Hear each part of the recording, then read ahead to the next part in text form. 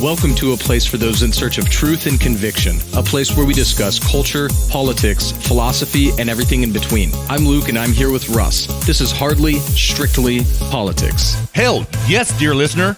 The HSP boys are back in the saddle once again for episode number 94. Thank you so much for saddling up with us. 2 separate continents, 2 separate countries, 2 separate adult beverages just to make it fair, and 2 separate cups of coffee. 2 separate fact shamings, 2 separate show preps, 2 separate trails to the same inevitable conclusion. 94, dear listener. 94 is the atomic number for plutonium, again, which we might be hearing a lot more about if things don't improve. Haydn's Surprise Symphony is symphony number 94. The Space Shuttle Columbia was numbered STS-94. That is the space shuttle which exploded on re-entry back in 2003. I was actually living in Dallas at that time, dear listener, and I heard it explode. It woke me up in bed. Eeriest thing ever. You believe that. But none of this really matters right now, dear listener. And why is that? Because the trail grows longer each and every single week. And 94 means that we've got 94 miles to ride on this trail right here, right now. So let's not tarry. Let's saddle up and ride into episode number 94, which is in the house presently. Find us on Facebook and Twitter at Zero Gravity Med. Send us feedback at zero-gravity-media.com. Subscribe to us on Apple Podcasts, Stitcher, SoundCloud, Podbean, and TuneIn, all 5 under Zero Gravity Media. Find us on YouTube, look for Zero Gravity Media and our God tier, Zero G logo. Leave us some feedback using the contact form at our website, zero-gravity-media.com/contact. Each week, Luke and I like to call out one city. And this city, the magic of this city, is the city with the most HSP listens during the previous week. So without any further ado, the city with the most HSP listens during the previous week is, once again, back up at the front of this posse and absolutely dominating the saddle this week, we've got Ponca City, Oklahoma. Again, Ponca City. Thank you so much, Ponca City, and way to throw down. And I got a correction right out of the gate. Last week, the first place city was Algonquin, Illinois. I pronounced it Algonquin. My bad, Algonquin. Sorry about that. I'm just a Texas redneck. We say it Algonquin down here. Really terribly sorry. But Algonquin, take solace in the fact that dearest listener and vicarious dear listener both got your back, Algonquin, as they were very quick to the mark to correct me about the mispronunciation. Now, just dear listener, I know I can speak for Luke when I say this because we've been in touch during the week. We cannot wait to throw down this episode. We are so pilled right now after the Republican convention, and we hope that you are too. We are winning, dear listener. You know it. Luke knows it. I know it. They definitely know it. So let's have some fun this week, Luke. What do you say about it? Indeed. Let's do it. All right. Yeah, dude. So how was your week, man? Good. Better than the previous week. It was good. How about you? Good. It's good, man. It's real good. Good. Before we get started, I got something I need to do. A rare occasion, I'm drinking a beer. Oh, dang. Yeah. All right. Well, I've got a little bit of whiskey here, so, I mean, there's to you, brother. Cheers. Cheers. Yeah, I was at the grocery store this week, and they were giving out free beer. So I'm like, wow. Okay. Yeah. If you're going to give it to me for free, I'll take it. Yeah. So, yeah. And then I was saving it for the show. Oh, good, man. Good. I appreciate that. It better not be like alcohol free or something. Yeah, right. No, it's not. Okay, good. Good. I was going to say, I'll dump it out and then go return the bottle for the deposit. Yeah, right. Because that's just a waste of calories right there. Yeah. Yeah, it is. So, lots to talk about. I mean, the main thing to talk about was RNC. Definitely. There was did you hear about the shooting in Portland yesterday? Yeah, I just read about it this morning. Yeah, I did. I did. Yeah. Mm-hmm. The guy was basically executed in the chest by a commie. Yeah, he was. Yeah. We called this, dear listener, we said months ago that this is going to continue to escalate until bullets start flying and people start getting shot. We saw it this week with, what was his name? Jake Redding's? I can't remember. Rittinghouse. Kyle Rittinghouse. Yeah. Rittinghouse. Yeah. Mm-hmm. That's definitely a German name.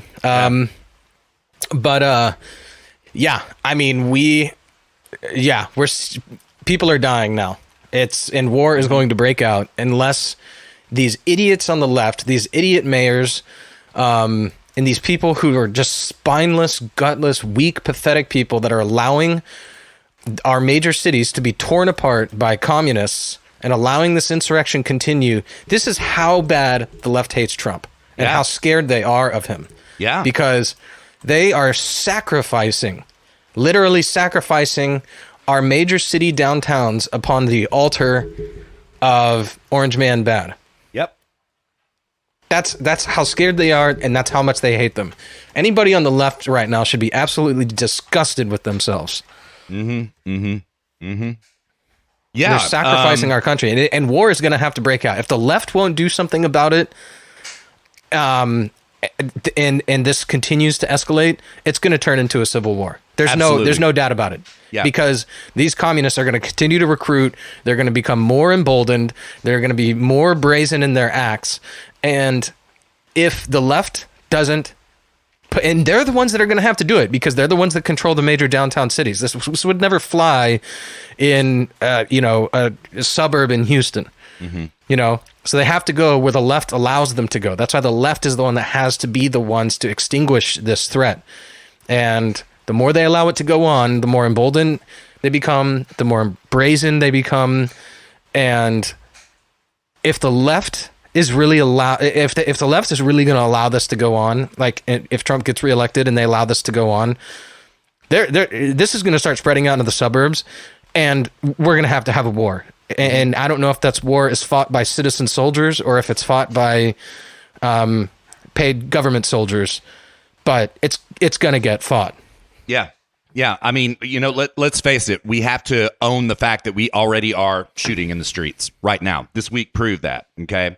And we have had some tepid response from Joe Biden and Kamala Harris. We've had some tepid response where they repudiated the violence in the streets. We had Don Lemon on CNN this week saying that they have to do exactly what you just said, Luke, because it's affecting poll numbers now. This data is coming up in the poll numbers now. Really, that's the problem. That's the problem. Yeah, exactly. That is how disgusting these people are. Yes. They don't care about violence. They care about poll numbers. Yes. That is how shallow and disgusting the left is. Yes. They care more about poll numbers than they do about people being shot and killed. Yep. And our downtown cities being burned down. Don Lemon should be ashamed of himself. He's a disgusting human being. Chris Cuomo, all those people. Yeah, he all should of be them canceled. are absolutely scum of the earth. Yeah, they should be canceled. Both of them should be canceled, but the right doesn't cancel. This is left-wing culture. Cancel culture is left-wing culture. And Luke, I find the left in a curious position here, and I've been wanting to talk to you about this, so I'm glad you led with this, okay? The whole narrative this whole time has been peaceful protesters. Oh my God, these are mostly peaceful protesters. You know it. You know they're mostly peaceful. Well, now they have to admit that they aren't peaceful, thereby defeating their narrative if they are going to control this war that is fomenting right now. They are going to have to reverse position and defeat their own argument about peaceful protests, right? Do you think they'll do it? I don't. Yeah, no, they're not going to. You know what, dude? You know what my plan would be? What's that? I would, if I were Trump and I get reelected, and it seems like the left is not going to extinguish this and deal with it on their own, and I would, as Trump, say, okay, well, now you're putting this problem in my lap. I would execute Insurrection Act. Mm-hmm. I would flip that into play. I would bring in the military, and I would pass an executive order that every person under the Executive Acts whom we detain has to recite the citizenship pledge in custody, or else they get stripped of their citizenship status and thereby right to vote. That's a great idea, man. That is a great idea. Yeah. That's what I would do. Yeah. Because these people aren't going to, these people, you've got immigrants working for years and years and years and they celebrate their ability to recite the citizenship pledge. Mm-hmm, mm-hmm. And then I don't think any one of these people would even do, if you asked them to do that, they'd refuse. They'd say, I'm not doing that. So they don't want to be citizens. They don't want this country to exist, let alone be a citizen of it. So just strip them of their citizenship. It's a great idea, man. Yeah. Yeah. I mean, it would face legal challenge, but then again, on the other hand, it probably would go to the Supreme Court, and the Supreme Court would probably support it. I mean, it's hypothetical. I don't know. Who knows? But see, if it's an insurrection, I mean, these people have to be enemies of the state. Yes. If they're categorized as enemies of the state, I mean, that alone right there should strip them of their citizenship status. Right. Yeah. That's what I would do. And then I would deport them to some Chinese... Guantanamo. Yeah, I'd exactly. Put them in Guantanamo. Yeah. Put them in Guantanamo. Yeah. Mm-hmm. Make them brave. Yeah. Yeah. Which, by the way, just as of Friday, there was a very white-pilling, a very pilling decision from a federal court. It wasn't the Supreme Court that stripped detainees in Guantanamo of their... It has always been argued that they have constitutional rights, right? The Supreme Court actually sided with this, right? And it has been ruled by a lower court, a federal court, that they indeed are foreign detainees, and they do not have. If you're in Guantanamo, that means that you do not have constitutional protection. Writ of habeas corpus, right to vote, all of that kind of stuff. So that has been stripped. This will go up to, it will escalate to the Supreme Court again. We'll see how the Supreme Court decides. So, yeah.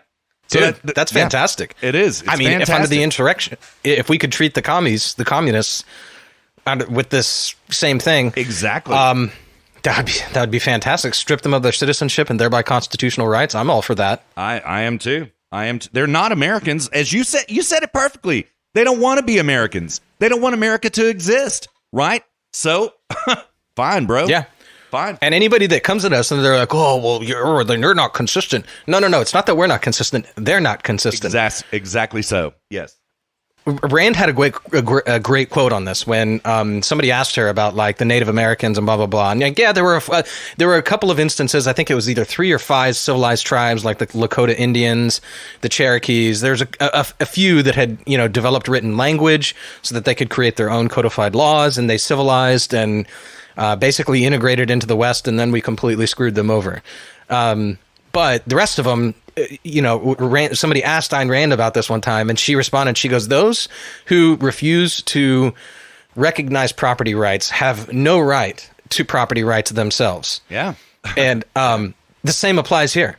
If you're not going to respect the property right, if you're not going to respect the constitutional rights of others to speak freely, to own property, to operate businesses, then you have no right to those rights either. Yeah. Absolutely. Not either, but you have, because the other side does. But if you don't recognize the rights of others, you have no right to expect others to recognize your rights. Yeah. In fact, no, that's too weak of a statement. The others are morally obligated to not respect your rights. Right. You have morally obligated them to destroy you. Yeah. And that's what will happen, because these communists, they are, it's the same thing with Islam. They're doomed to fail. They can't, people are so scared about Islam. It's impossible for them to succeed because the very nature of their philosophy, they are doomed to fail. Because they are anti-technology, they are anti-everything that develops into wealth. They don't realize it, but they are anti-wealth as such. And so too, Russia failed in spite of the fact that for half a century we basically supported them. There's a really good documentary on YouTube. I can send it to you, Russ, where it goes through in details all of the ways in which basically you could call it the deep state of the mid 20th century kept Russia alive. They would have just failed straight out of the gate had we not kept them alive. Yeah. Sending them steel, relocating steel plants there, sending them wheat, supporting them, sending them food, technology, just the same way China had to steal our technology. Russia was doing the same thing all throughout the mid 20th century. We kept them alive. Without us, we didn't need to go Vietnam. We just needed to stop supporting them, and we would have won the war. Right. Right. We're supporting them on one hand and then fighting them in the other. Yeah. With the other. Yeah. Stop supporting them, and then you don't need to do anything. Yeah. Yeah. So, and such is the case here. These people are doomed to fail. All we have to do is lift a pinky. That's it. Yeah. Yeah. Couldn't agree more. Well, Luke, And all these people are LARPers anyway. they are. They are. The moment their precious freedoms are taken away from them, they go, oh, you know what? Maybe I changed my mind, Yeah. Well, when Kyle went and shot them this week in Kenosha, Wisconsin, right? What was their first response? Medic! Somebody call the police! Oh my God, call the police! That's their first response. Really? Really? Dude. Do you it's a game deserve to police them. protection? Yes. Yeah. There's the real ardent ones, the true believers among them. They're the ones that are, the sort of the jihadists among the group, and all the others are just sort of complicit standing by. And then the moment it's uncomfortable, the moment your boots are wet and you're standing in a foxhole, they're like, oh, actually, I'm not sure about this, Exactly. Exactly, man. Once it comes time for rubber to hit the road, their little ideology goes right out the window. Yeah. Funny how that worked. So yeah, funny how it works. But yeah. Like some of the others, like this guy who executed this Patriot Prayer guy, shot him square in the chest. He'll go down in flames, before he stops. But he's arrested, so he's done. Oh, they arrested him. Good. Dude, Pole doxed him in 30 minutes, and within 3 hours, the police arrested him. Good, man. Good. Yeah, I've got the Cassandra Fairbanks article on the Gateway about that, Gateway Pundit, and she did not say that they had arrested him. She did say that they had doxed him. Good shit. I'm so glad to hear that. Yeah. Yeah, dude, you know how they doxed him? No. He had a tattoo on his neck. All right, dear listener, 9 seconds of audio. Here we go. This is the shooting right here. I'm going to translate it for you. Here it is.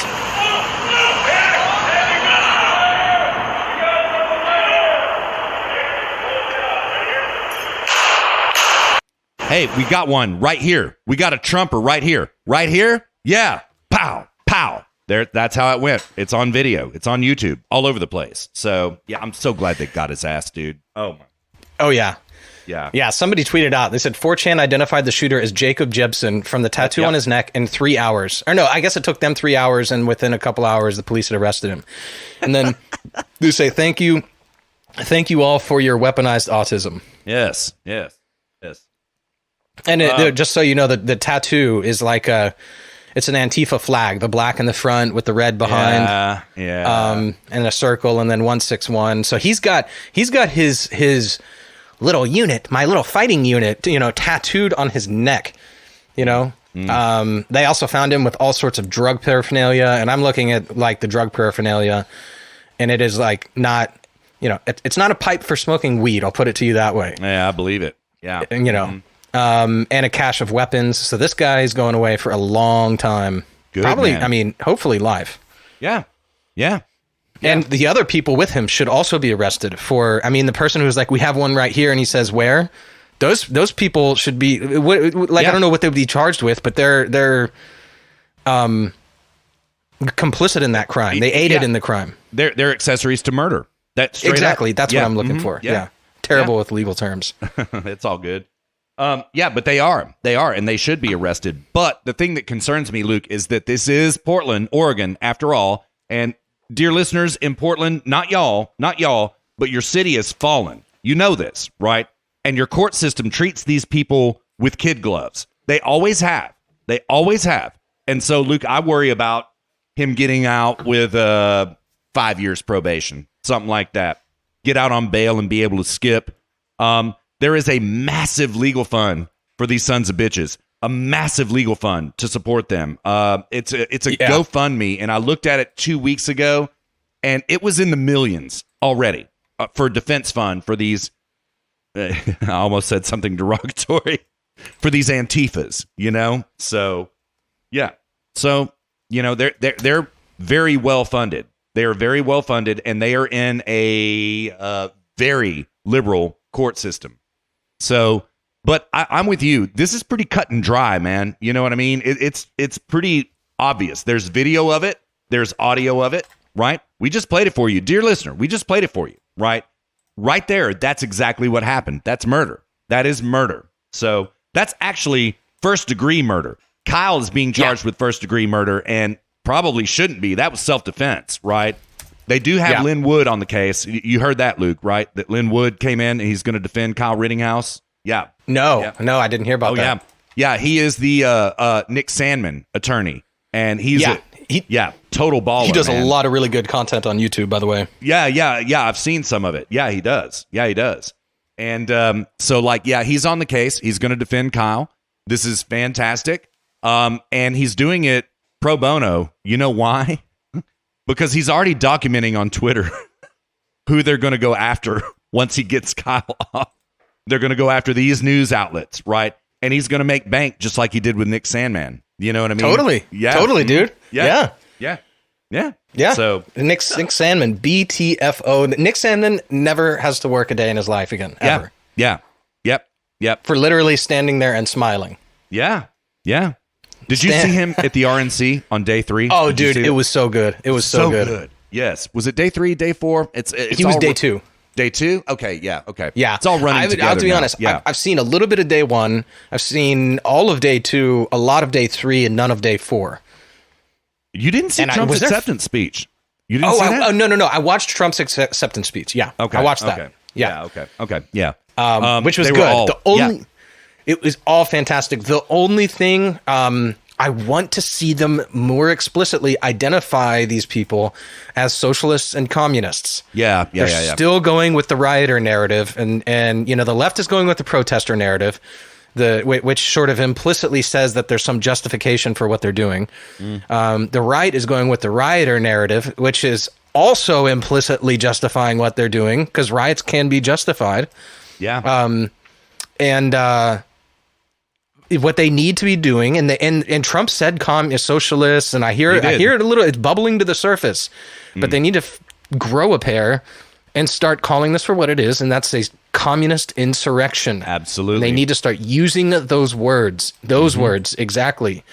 Call it socialist insurrection. I would prefer communist insurrection because that more explicitly identifies what it is. But they need to start using the words. Stop being cowards and start using the words and calling it for what it is. Yeah. Couldn't agree more. Yeah. Yep. But I agree with you. I think that terminology is bubbling to the surface as we speak. And it's spreading throughout the populace, right? The populace knows what's going on now, and they are using these terms. So that will trickle up to our leaders. It will, So yeah. Yeah. The one thing that the left is doing, I've noticed, is they are keeping it isolated to a small area. They've created war zones. Yeah, is what they've done. So that's probably on purpose. They probably said, okay, look, we need to turn our city centers into war zones for this upcoming election. So we need to make that happen. I don't know if it was premeditated and planned, or if they just kind of allow it to go on. But I was speaking to a friend who lives in San Francisco this week, and he told me about a friend of his that lives in Portland, and we were just kind of catching up. We talk every couple months, and he told me that all this, like in Portland, is contained to like a few square blocks in the city center, and the rest of Portland remains largely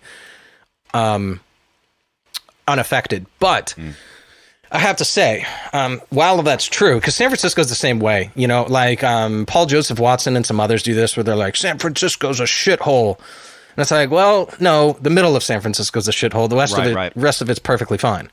And it may be becoming worse, that's true, but it's still isolated. It's still localized and isolated to San Francisco, it's actually a quite large area, but at least outside of that area, things are still quite normal.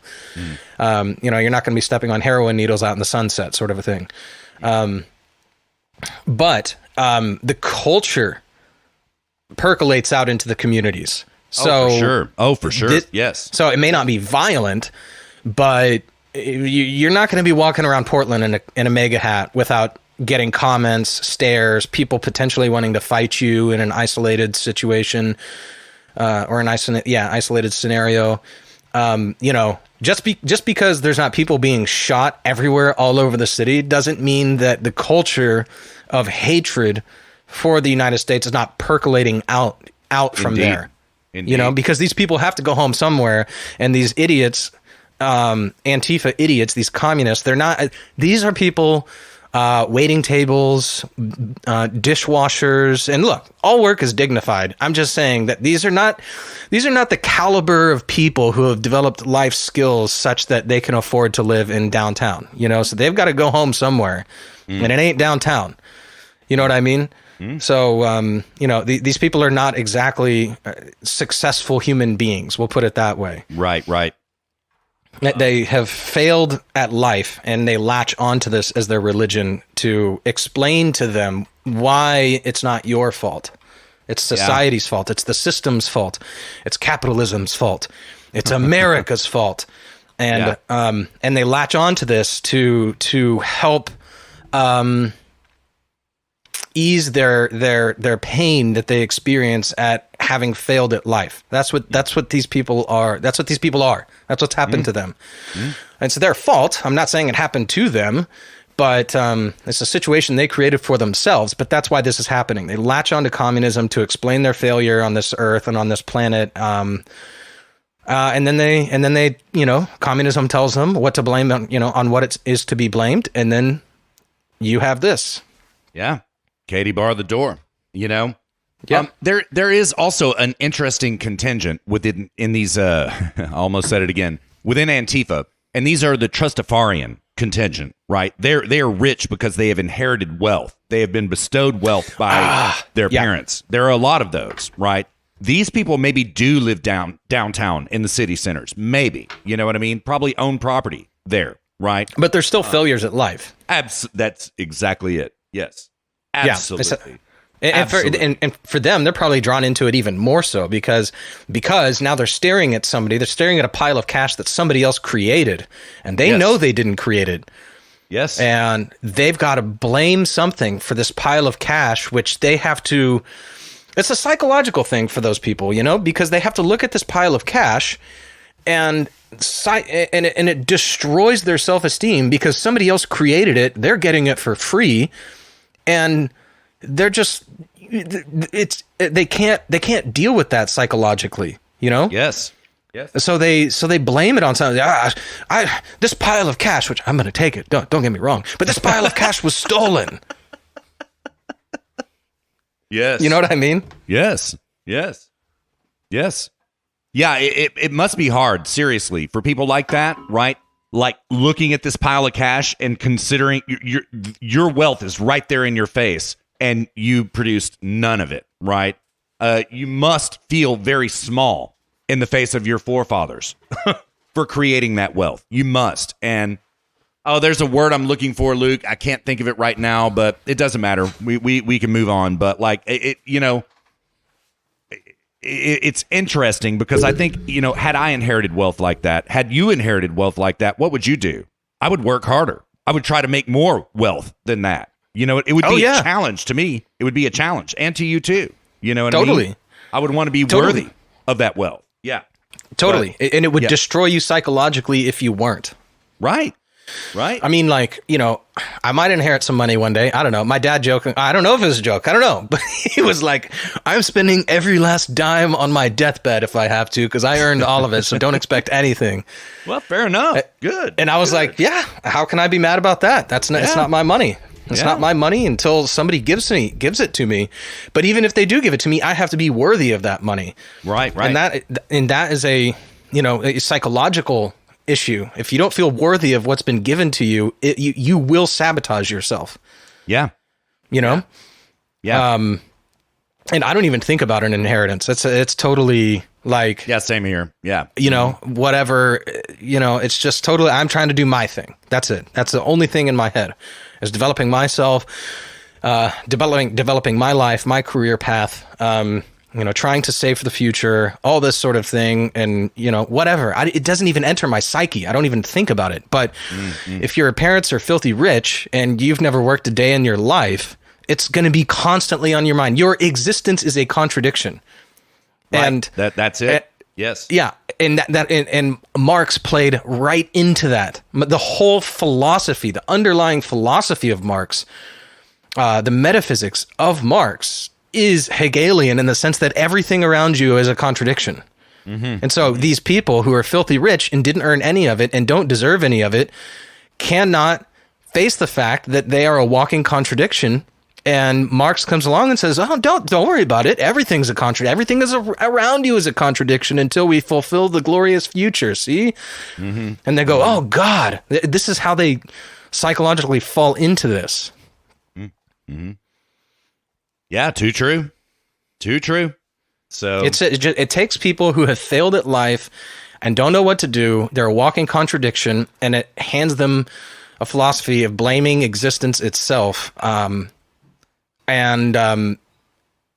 they latch onto it. So it's the worst of everybody. You know, at least Islam is like working towards something. You know, they're working toward like you know, domination or whatever. You know, they've got some like real goals in mind. You know, the communists are just destroy everything.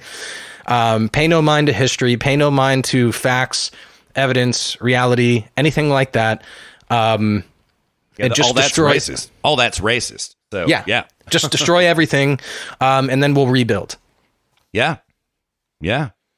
And now, you know, a lot of people say, well, like, that's not true because Marx was like, you know, capitalism. He said that capitalism has to produce the wealth. In order to install communism, you got to produce the wealth first. Well, you know, thank you for, you know, at least recognizing the fact that capitalism does that. But yeah. What I'm not referring to necessarily the material. I'm not saying burn the factories down. What I'm saying is that when they say destroy everything, I'm talking about our system of governance, our freedoms, the philosophy, destroy Western philosophy, destroy all of it, destroy the system as such. And then take over the factory. So I'm not talking about, this is something they also can't understand because they're fundamental materialists. Marxists are. Marxist philosophy being dialectical materialism. But, you know, so they can't understand things like spirit and stuff like this. It's all material to them. So I'm not talking about, you know, the factories, burn the factory. They want to destroy the system. Yeah, they do. Yeah. And factually, they have a pretty good foothold right now in the city centers. Pretty good foothold. They're a really good foothold. Dug in. Totally. Yeah. They're the norm. They've got a foothold, not just in the city centers. They've got a foothold. That's what I was talking about earlier. It's like, yeah, sure, the fighting is in the cities, but they've got a foothold in the culture now. Yeah, they do. So, yeah, and that's the difficult fight to fight. It overcoming a cultural footprint. Yeah, it is. And dear listener, for us to exist, it must be eradicated, completely eradicated. Right now, this is not a call to arms. This is a call to thought right now. We have to really outthink these people. Okay. I mean, personally, both probably, but call to arms, but not call to action on the call to arms. Fair enough. Yeah. Wait for them to come to us. Yeah. I think we've crossed the Rubicon on this, Luke. I'm with you, man. If the left does not pull their dogs to heel, well, then there's, in the words of Dave Chappelle, there's only one thing left. Rat-a-tat-tat. Rat-a-tat-tat. Yeah, Dave Chappelle. Careful what you wish for. So, you know, and he gave that after George Floyd died. So, yeah. Did he? Yeah, he did. He didn't know that. A free stand-up. Yeah. It was on YouTube. I watched it. It was not funny. It's not funny. It was stupid political speech, you know? Yeah. I'll send it to you. I'll find it. So, yeah. Yeah. Well, we were going to white pill about, or we were going to pill about, well, my sister sent me a message, said we should call it privilege pill. Okay. All right. Yeah. All right. And just so you know, dear listener, if you're not in on the loop, you know, Russ and I decided last show, maybe it was a show before, that it's just pointless to say white pill. It's just a redundancy because white doesn't exist. So why do you even need to say white pill and just say pill? Yeah. So, I mean, we were going to pill on the RNC, but then like right before we recorded the show, I discovered this, that this guy had been executed. Yeah. And, in Portland. And I was just really fired up about that. Yeah, I totally get it. And, you know, and I still want to pill about the RNC. We have to do our due diligence on this. I have no hot takes, man. Rush stole my show prep on Friday morning, man. He totally stole it, right? everything I thought Rush said. And so now I would be copying Rush, even though these are my thoughts. But Luke, let me play a little bit of audio for you here real quick. It's from Tucker. You ready for this? Yeah, go for it. All right, here we go. You tell us what it was like to be in the middle of the threats and the screaming. It was absolutely terrifying. I have never experienced anything like that in my life. I hope no one else ever has to. We felt completely powerless. Before some of the video that I think you have shown where the police with the bikes were kind of creating a moving barricade for us, in the minutes before the police with the bikes showed up, we were completely encircled and surrounded, pressed up against two cops who we were surrounded by people who were screaming in our faces, yelling that they were going to F us up, screaming, say her name. And at one point, at first I was trying to look in their eyes and trying to have any kind of reason or to see someone as a human being. And I realized they did not see us as human beings. We were Trump supporters, so they absolutely despised us. Even though if we were ever in a situation and maybe could have talked to some of those folks and they knew about Rand's background in criminal justice reform and the things that I've spoken out on, we could have had agreement. But in that moment, it was just like this bloodthirsty mob, and all I could think of was the man who was kicked in the head in Portland, a week ago, or the man whose jaw was broken, or 8-year-old Sequoia Turner. I really felt that we were going to lose our lives. I thought someone was going to throw a brick. I mean, it was the most terrifying moment of my entire life. So, context, Luke, you probably know it already. That's Kelly Paul, Rand Paul's wife. And what they experienced on the way out of the RNC after Trump's acceptance speech, Yeah. What did you think about that, man? I mean, I think we've already kind of covered it pretty much, but yeah, I mean, what is there to say? It's just it's absolutely disgusting. And she nailed it. These people do not see anyone who doesn't categorically agree with them as human beings, fundamentally. Yep. And if not for the police, I agree with her. They would have killed them. They would have absolutely killed them. I'm certain of it. Yeah. They believe that people like them should be sent, and us and you and I should either be executed, starved to death, or sent out to a labor camp. Yeah. At the very least, canceled. At the very least, Yeah. So. Yeah, I mean, I think that they're probably more for canceling Joe Biden and executing everybody, like the Joe Biden supporters. You guys, we're just gonna cancel you. Okay, we're gonna let you live, but we're just gonna cancel you. Everybody else is execute, starve, or work to death. Yeah. So, I mean, but these ladies, the lady where it got cornered and they were screaming at her. I mean, it's like when women get fired up about something. I mean, I'll say this, the old saying, hell hath no fury is a Karen scorned.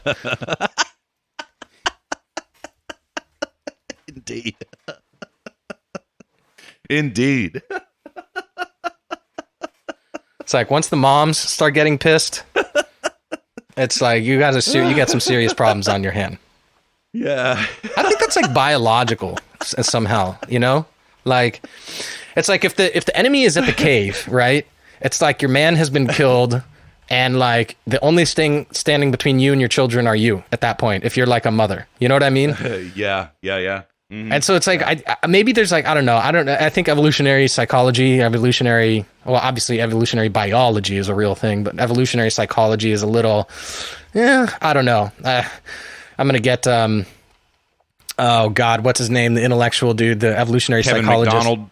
No, not Kevin McDonald. I think he's from Lebanon. I think he's Lebanese. Oh, shoot. I don't know. He's on the right. God, I follow him on Facebook. I can't remember his name right now, but it always happens on the show. As soon as we get off the call, right. It'll pop right back up in my head. Right. He does a lot of stuff with Jordan Peterson and stuff like this. He's kind of runs around in the intellectual dark web circle. Okay. But anyways, he would get on to me about this because he's an evolutionary psychologist.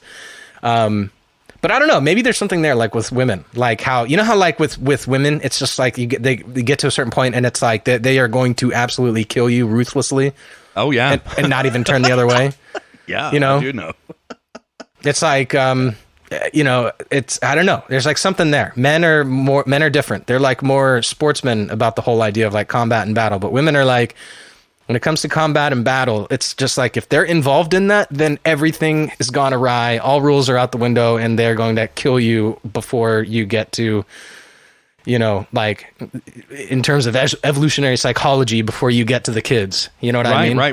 Right. Yeah, man. This is why I don't like women fighting in MMA, right? I don't like it. I did in the beginning when they first started having bitch fights. Sorry, ladies, but it is a bitch fight, right? Because these women want to kill each other, right? They want to kill their opponent, right? The men just kind of want to fight, right? But the women want to kill each other. It's something very different, a totally different dynamic, Yeah. The men are like hugging each other afterwards. The women are like, okay, she's knocked out. Where's the knife? You know what I mean? Yeah. Let's go, bitch. Get up, bitch. Let's go. Yeah, exactly. Yeah. So you don't want to go into the suburbs. That's the modern cave, so to speak, is the suburbs. Yeah. And if you're out in the suburbs, they're not going to take too kindly to you being near their kids. That's for sure. Yeah. That's right. That's right, man. So that's going to be the name of the show. Hell hath no fury, is a Karen scorned. That's it, dude. Good. Yeah. Not to say all women are Karens, okay? I'm being a little loose with that term here. I'm being liberal with that term. Well, I mean, to BLM and the commies, all white women are Karens. Let's be honest. They are. Yeah. Karen has become a racial epithet now. It has. Yeah. You know what I mean? So, yeah. Totally. Yeah. So just like they can use the N word, so too we can use the K word. Yeah, the K word. Easy. Yeah. All right, well, let's pill a little bit, man. Sure, man. Pill a little bit. All right. What did you think, man?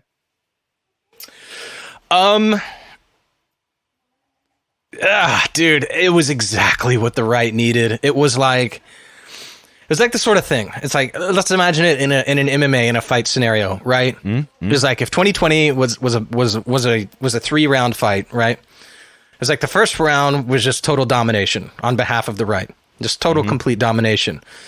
And then the second round, like, still dominating. And then about halfway through, things start to fall apart. The fighter starts get a little bit gassed, gets a little bit sloppy, a little bit overconfident, Yeah, and eat some punches. Yeah. Eating some punches. And then the round ends and the corner's like, dude, you need to step it up. You've got to step it up. You need to figure this out. Third round starts out pretty rough, and then about halfway through the round, it's just that boom, that uppercut you've been looking for. Yeah. And just blasting him right on the face and sending him to the mat. And that's a perfect analogy. Yeah. Yeah, and we're not going to know if we still don't know if they're going to get up. We're like 5 seconds into the 10-second count right now. Yeah.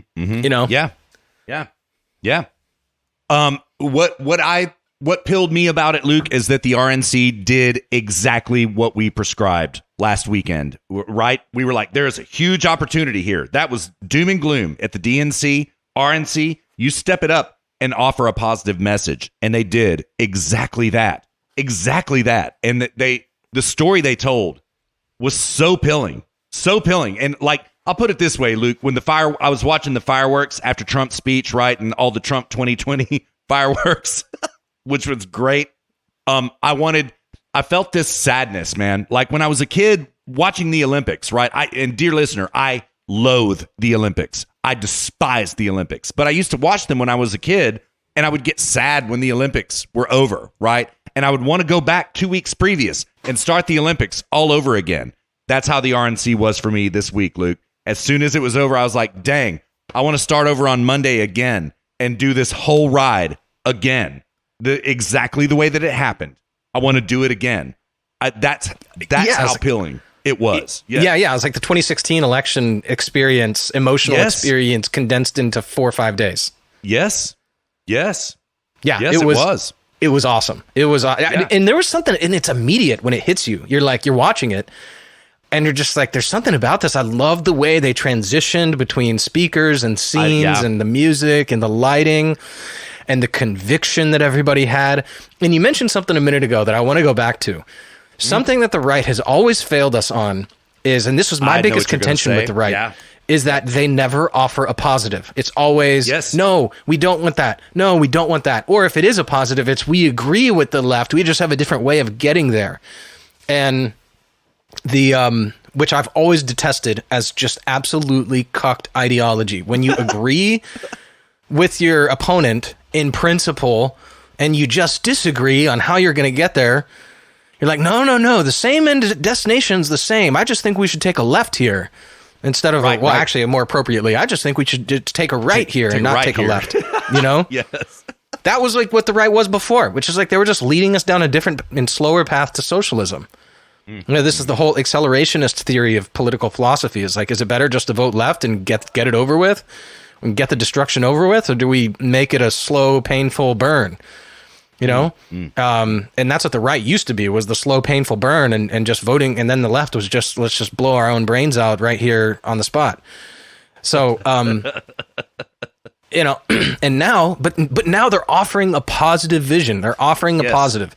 And the left is the one who is offering the negative. The left is the one, they have no positive image. And the left is the one going, not Trump. You know, the entire DNC can be summed up in 3 words: Orange Man bad. That's it. You don't need to watch it. There you go, dear listener. Don't even bother. America you don't need to watch it. As well. America bad. America bad. America bad. Orange Man bad. Yeah. So you don't need to watch it. Don't waste your time. That's what it was. I watched some of it, and then I was like, I can't take this. It's just the same thing over and over and over. It's the same empty words, empty sayings, empty ideas, lies, deceit, and Orange Man bad. That was it. I could not stand more than about 30 minutes. And I was like, this is a waste of my life, you know? Yeah. So, I mean, but the RNC, if you have the time, I would watch it. It is so great. And I would watch it. I wouldn't just listen to it in the car.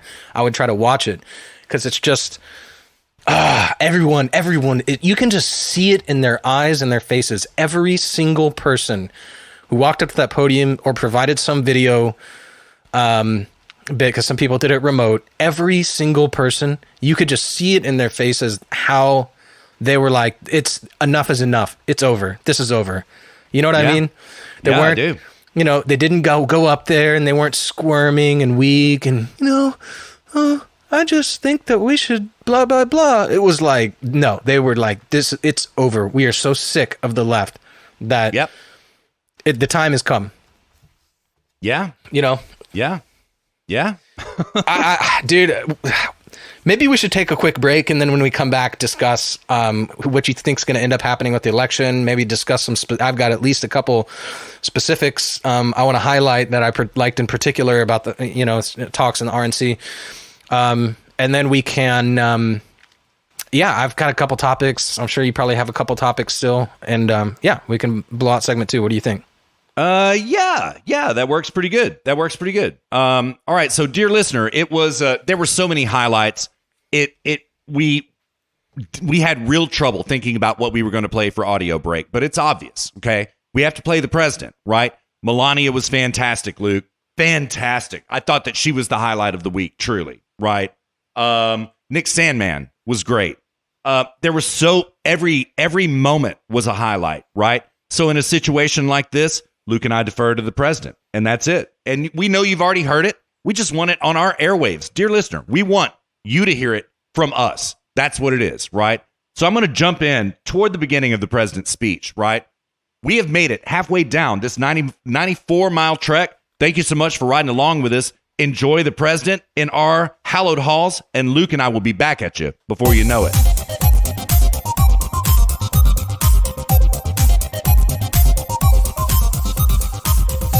This election will decide whether we will defend the American way of life or whether we will allow a radical movement to completely dismantle and destroy it. That won't happen.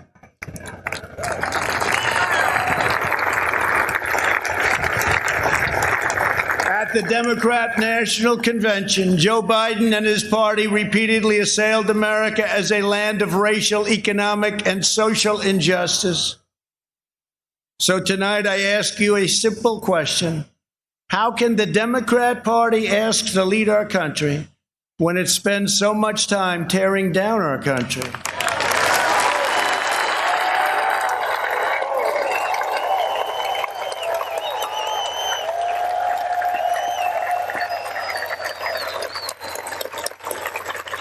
In the left's backward view, they do not see America as the most free, just, and exceptional nation on earth.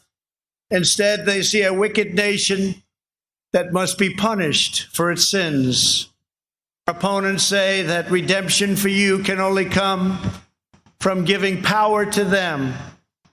This is a tired anthem spoken by every repressive movement throughout history.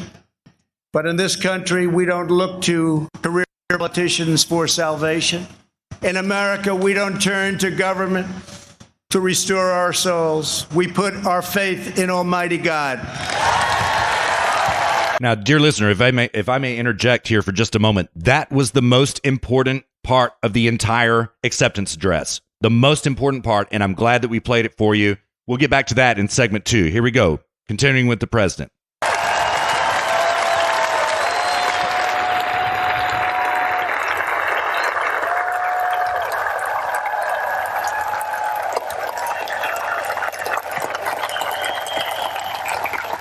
Joe Biden is not a savior of America's soul. He is the destroyer of America's jobs. And if given the chance, he will be the destroyer of American greatness.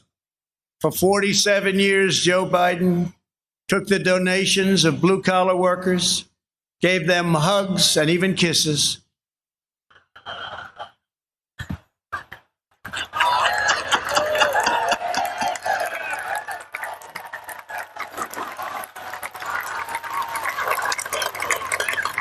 And told them he felt their pain.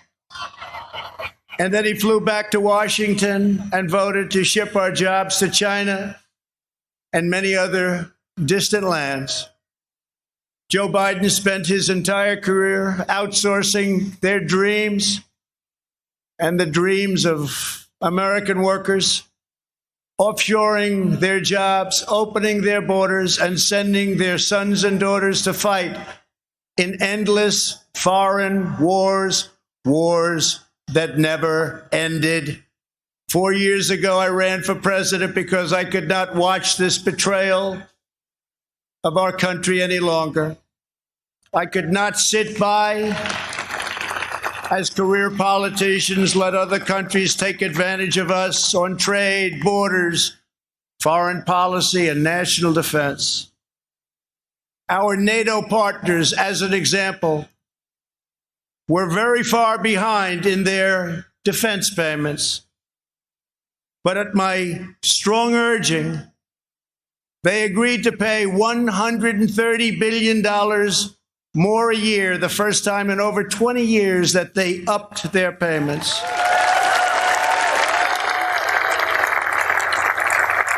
And this $130 billion will ultimately go to $400 billion a year. And Secretary General Stoltenberg, who heads NATO, was amazed after watching for so many years and said that President Trump did what no one else was able to do. Thank you.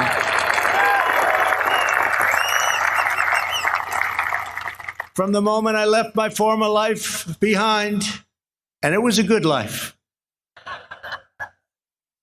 I have done nothing but fight for you. I did what our political establishment never expected and could never forgive, breaking the cardinal rule of Washington politics. I kept my promise.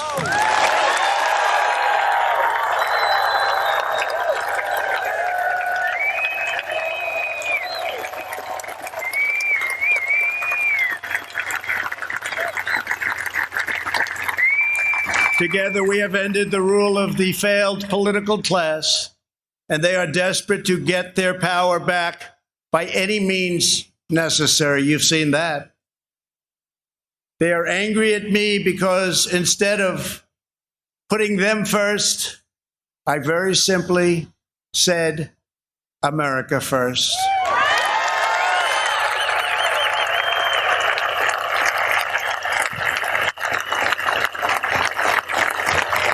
Thank you. Days after taking office, we shocked the Washington establishment and withdrew from the last administration's job-killing Trans-Pacific Partnership. I then immediately approved the Keystone XL and Dakota Access pipelines, ended the unfair and very costly Paris Climate Accord, and secured for the first time American energy independence.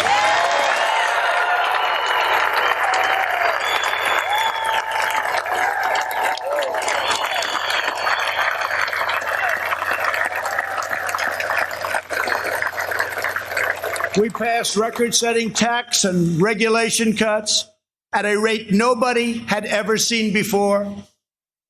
Within 3 short years, we built the strongest economy in the history of the world. Washington insiders asked me not to stand up to China. They pleaded with me to let China continue stealing our jobs, ripping us off, and robbing our country blind. But I kept my word to the American people. We took the toughest, boldest, strongest, and hardest hitting action against China in American history by far.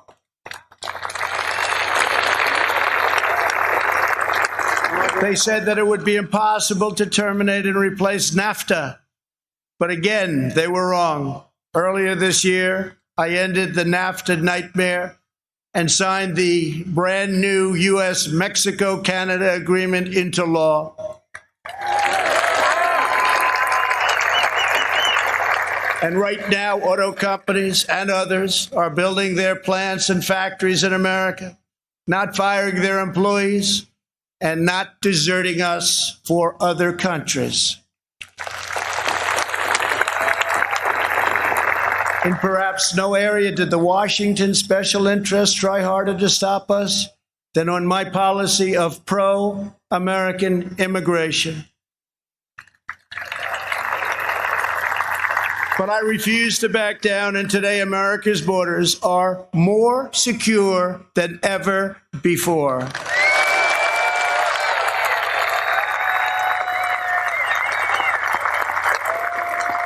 All right, everybody, welcome back to HSP episode number 94. Before we go on, don't forget to follow us on Facebook, Twitter, SoundCloud, Podbean, iTunes, Stitcher, TuneIn, YouTube. We're pretty much everywhere at this point. So just go follow us, search Zero Gravity Media on any one of those, and we'll show up. So, man, I got to say, Russ. Yeah. Life is good. Yeah. That's how you win right there. That's how you win. Yeah. Yeah. Yep. Yeah, that is how you win. Yep. Indeed. Yep. Dear listener, and I interrupted the speech because I wanted to highlight, excuse me, I wanted to highlight there for a moment the distinction that President Trump drew between the left and the right, okay? And he is all too correct, as Luke and I have said. If I may say, which I do, he highlighted the distinction, and everybody saw it. It was the shot heard round the world, right there, right? That is what the left is trying to destroy, right there. That is what they're trying to destroy. That is what we are not going to let them destroy, and we will win. Dear listener, we will. Let's not get caught on our heels. Let's not get complacent, but we are winning, and we will win. And yeah. Totally. That is how you win the moral argument. That's it. I mean, there's still more he could have done, for sure, but I'm not going to, some people are like, unless you get everything, unless they say everything perfectly and exactly the way you want them to, then it's not winning the moral argument. But it's like, I'll take what I can get. Okay. Yeah. Yeah. And it was just right on, dude. So, let me ask you this, man. Who do you think wins? Who wins in November? I am privy to a little bit of polling data, right? It is now coming out that Trump has exploded. He got a big bump among African Americans, his base, among the suburban white women that were going against Trump. That narrative was false the whole time, right? But I am privy to a little bit of insider polling, and I can't name the source, but I believe it to be true, we are seeing a big down ballot bounce, right? So, Luke, it goes like this, and I guarantee you, we win back the House, we put +1, +2 in the Senate, and we win the presidency. There it is. There it is. There are going to be lots of things are going to change. There are going to be numerous October surprises this year, but we win everything. That's it. That's what happens.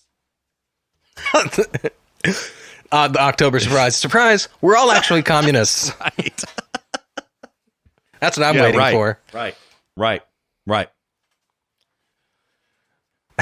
Dude, I watched a video this week of a psychologist breaking down whether or not Joe Biden, and this was a serious video. Like, it was like 15 minutes. I watched it on 2x speed. I watch everything on 2x speed pretty much. But I mean, this guy was like very professional. Now let's consider what are other instances of dementia? Well, in old people, it's like I'm like watching a video of people legit having academic discussions about whether Joe Biden has dementia or not. Yeah. It's like whether somebody votes for Joe Biden for some people hinges on the academic conversation about whether or not he has dementia. I'm sorry to laugh, man. It's like, it's like dinner table conversation. Right. Well, what do you think, honey? Does he really have? Do you think he has dementia? Because I don't know that I could vote for him. Yeah, this is a voting issue now. No, honey, I don't think he has. He's old, but remember, Granny used to be way worse than that, or Grandma used to be way worse than that, and blah blah blah. Yeah, you know what? I guess I can vote for him. It's like this is the dinner table conversation. This is like what the left has going. This is what the corner in which they painted themselves. Yes, it is. Oh man.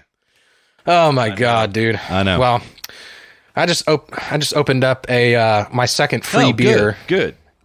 Which is the first one was a Helles, which is like a Pils. This one's a Radler. Do you know what a Radler is? Okay, so this is the thing in Germany. They mix beer with lemonade. Yes, I do know that. Yes, I do. Yeah. Yeah, so they sort of like in America we do a beer on ice with lime. It's called a mule skinner. Yeah. And I told Jessica one time if we have a son, I want to name him Mule. Nice. But she was not really excited about that. So but anyways, it's like half lemonade, half beer. So it's classified as barely worthy of drinking. I've had one before. It's very refreshing. It is. So yeah. Well, so this is my second free beer. To you, man. There we go again. Cheers, brother. Cheers. We're winning. Cheers, man. To victory. That's right. To winning. Yeah. To victory. To making America great again. Here we go. Yeah.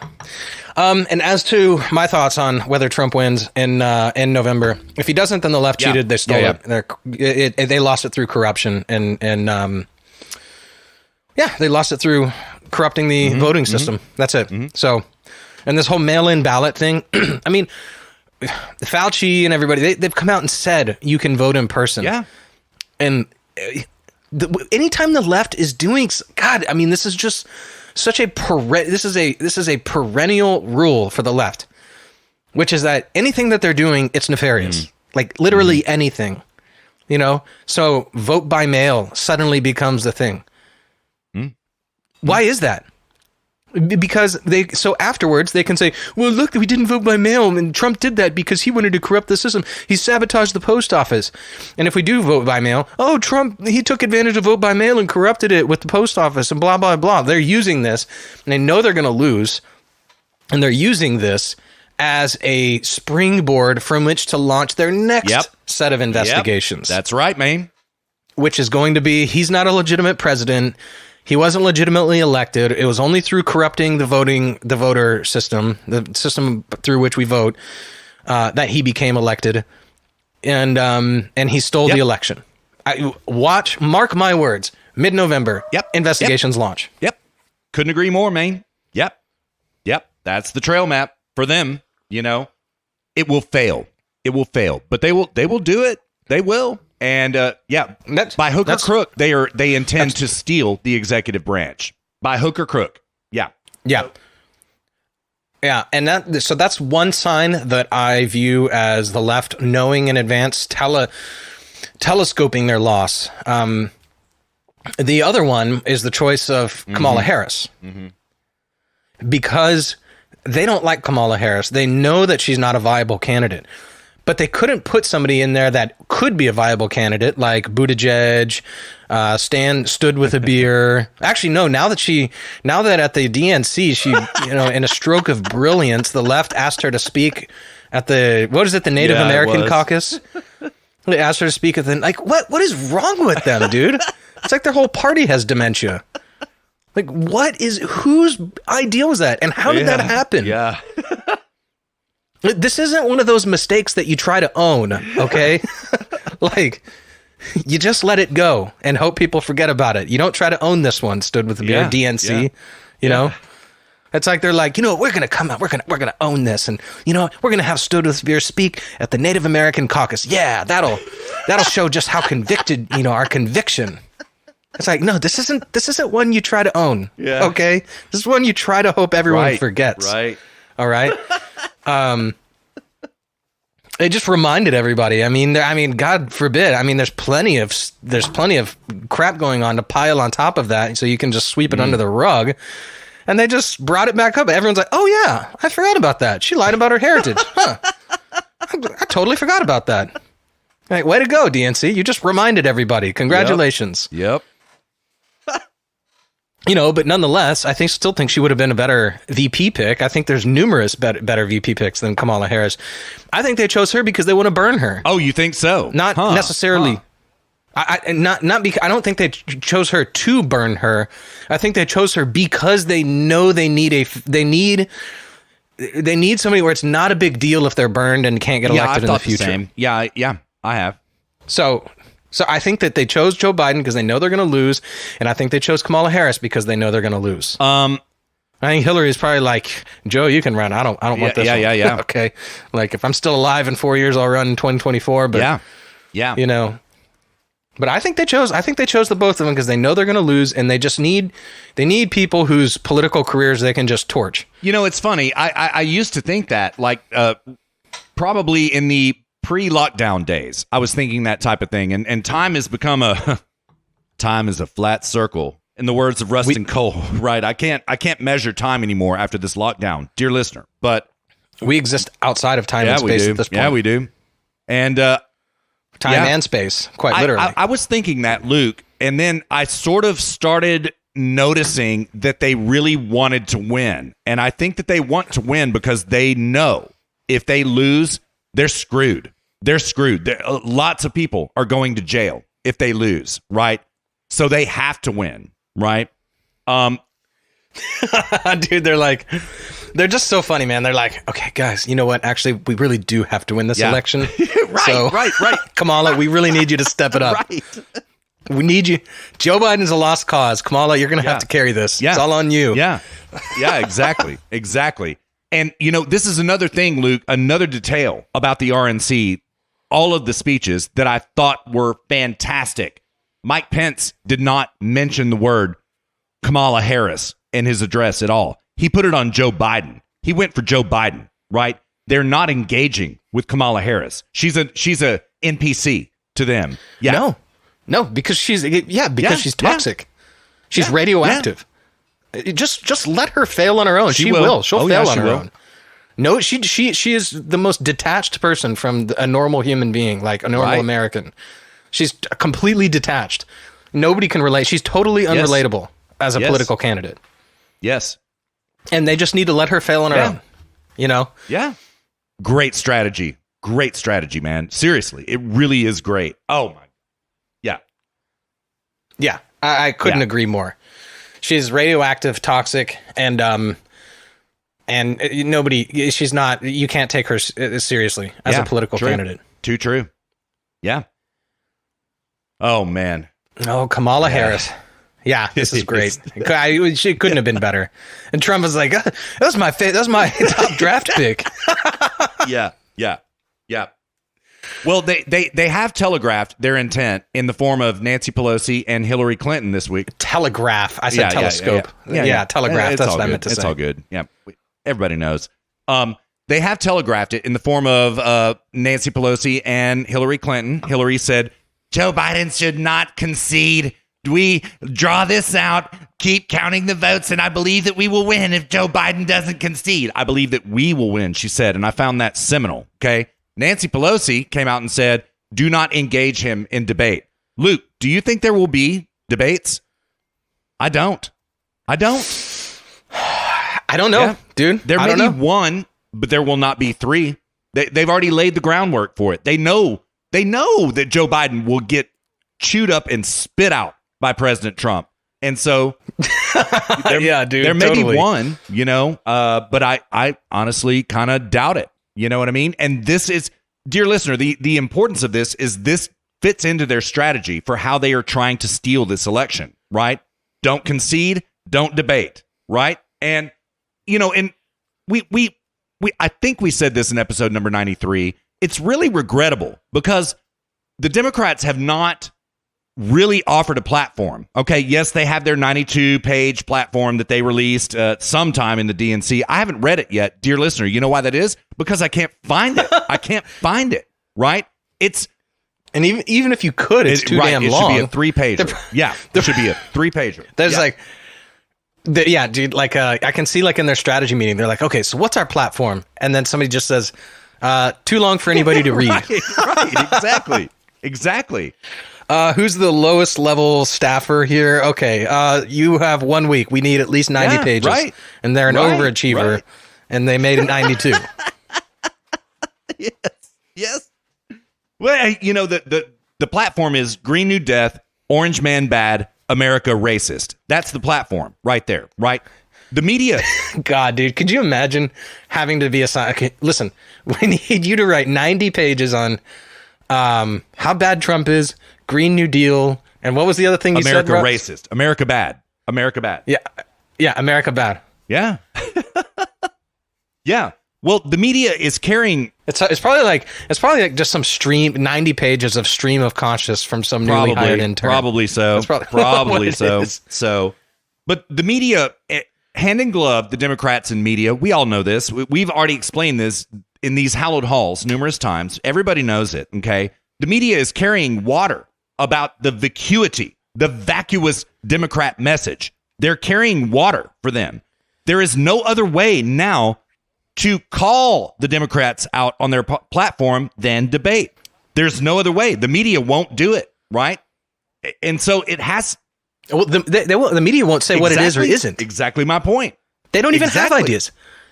Dear listener, ask yourself right now, just take a moment. Ask yourself, what is one thing for which Joe Biden stands?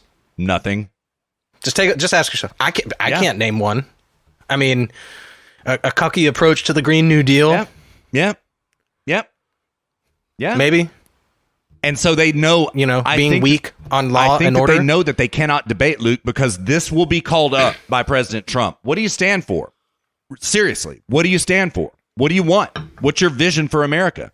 They don't have an answer.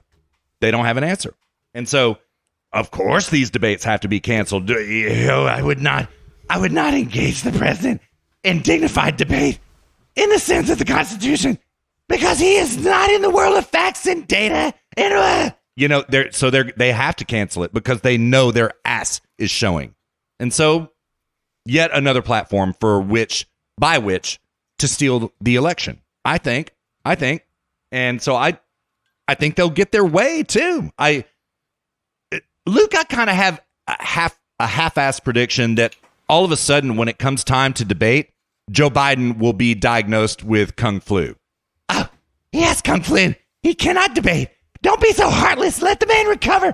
Oh my God! I think it's going to be something like that, right? So we'll see. But that'd be funny if they he has Kung Flu, he can't debate, and then they bring in a debater, right, like a stunt double, which would political at the stunt moment double probably would be Kamala at this moment. Kamala, my bad, my bad.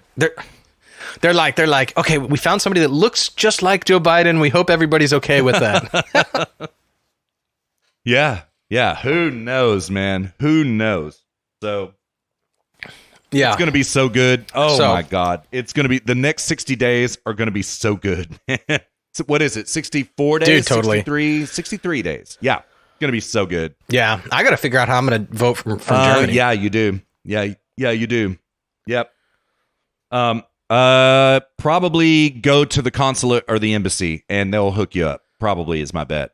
Ah, you're Yeah. right, dude. You're right. Yeah. I probably can go to the consulate. Yep. I've been to the consulate before. It's Yeah. pretty cool. If have you ever been to like a foreign consulate or an embassy? I have been in the French consulate right there on Bush Street in San Francisco. I've been in there, and but I didn't really have business. I just went in there. That's all. So, yeah, You just went in there. what's You're a like, huh. consulate? Yeah, France. Yeah, well, that's nice in here. Wow, and they were like, "Sir, you need to leave." Well, Yeah, that's funny. No, that's funny because they're like super hardcore Yeah. security Yeah, yeah. here. You can't just show up. You have to have Right, an appointment. Have You to have have to a go in. You passport. have to like Yeah. check in. Yeah. Yeah, the whole 9 yards. But it's really cool once you get in there. It's like being in Right, America. It's right. crazy. Right. You know, the military bases are the same way. I've been on a military base Yeah, here in yeah. Germany, and in pursuit of Taco Bell, and it's like you're suddenly in America. It's really crazy. It's a really cool feeling, I have to say. Yeah. Yeah. And it's a cool feeling knowing that there's support for you. Like if something happens, like if war broke out here, I could just grab Jessica and we could just drive Yeah. to the consulate, Yeah. You're right. and then they would figure out how Yeah, to get us you're out right. of here, and we'd Yeah. be safe. It's a really comforting feeling. Yeah. Yeah, that's why they exist. So, yeah. By the way, man, I don't want to get off on a LARP about this, but I am so effing mad at Taco Bell right now, man. They changed their menu. No more tostadas. No more 7-layer burrito. Like, they've reduced their menu. Oh, man, it's painful. Why? They said that they had to, quote, streamline it because of the Kung Flu and the market change, right? So they just canceled items off their menu. Yeah. Dude, the left is now canceling burritos.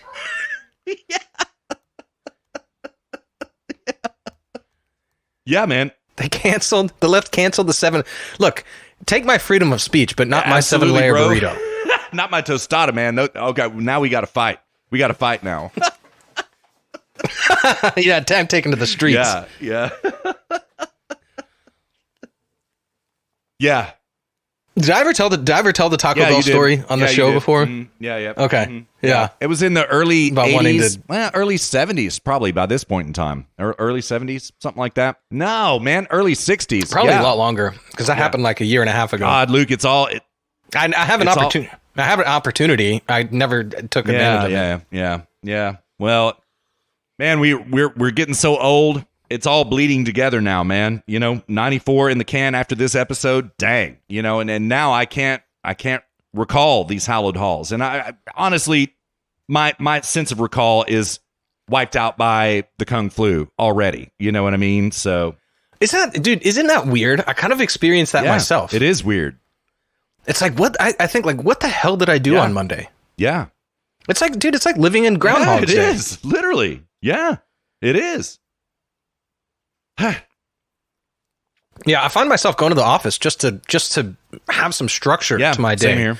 Because like when there's structure there, I can remember things a lot better. Yes, sir. It's like I have to choose between remembering my life or driving to the office, and it's a difficult choice. Right. Yeah, right.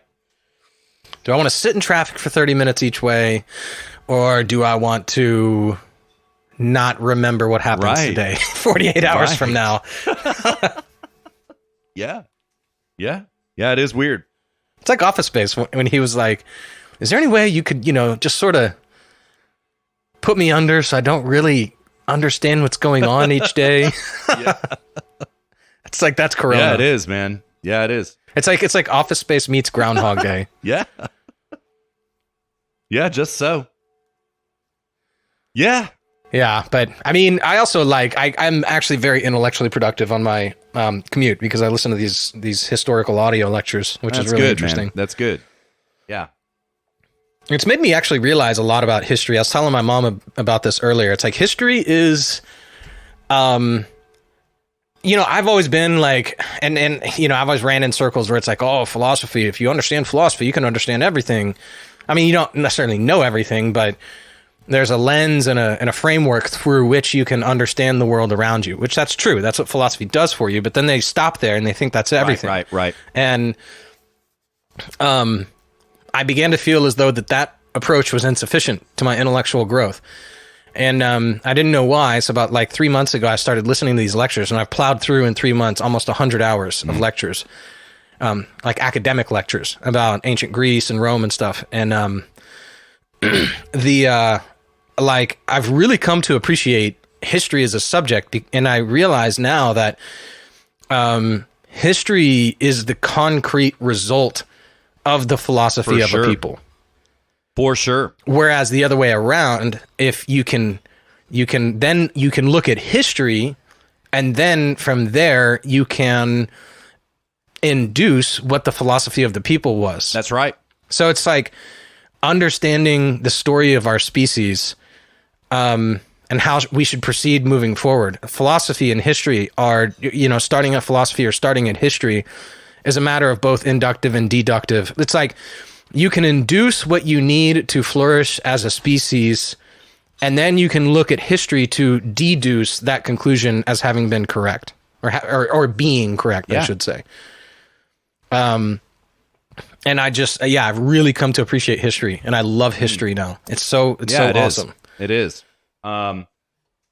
It's funny. I've been listening to historical podcasts as well. I have been. And I don't know. I guess it's a good time to look back at this moment. You know what I mean? Because sort of. I can't remember yesterday, but I can remember ancient Greece. Right. Yeah, totally. I mean, take the extra time, dear listener, to be intellectually, if you can't be physically productive, be intellectually productive at the very least, you know? Yes, sir. So, yeah. Even though gyms are back open here, so now I can do both. That's good. That's good, man. They're open almost without restriction. Okay. No masks, none of that crap. Well, I wish I could say the same for America. It's not like that here. So, they canceled that gym in New Jersey. I can't remember the name of the, it's not Atlas Gym, something like that. Attilas Gym. They canceled that. Oh, did you hear what he did? No. What did he do? Oh, dude, I've got the article here. Just give me go on, right, and I'll find the article in my. I've got about 10 articles here. Attila. I'm sorry, dear listener. I know you hate it when we Google foo on the live air. What's this dude's name? Oh, dang. It's totally worth discussing though, because he just oh man.